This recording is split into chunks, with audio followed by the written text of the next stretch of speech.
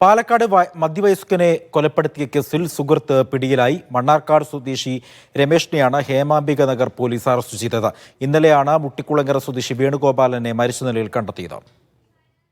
നന്ദഗോപാലുണ്ട് വിശദാംശങ്ങൾ നൽകാനായി. വിവരങ്ങൾ.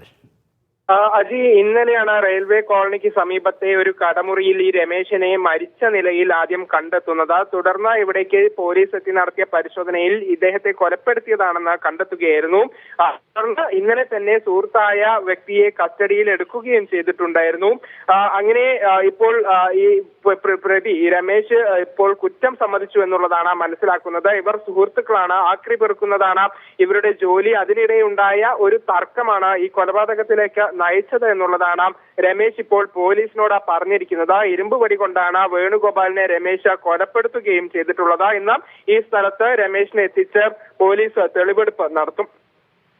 ശരി, ടി നന്ദഗോപാലാണ് വിവരങ്ങൾ നൽകിയത് പാലക്കാട്.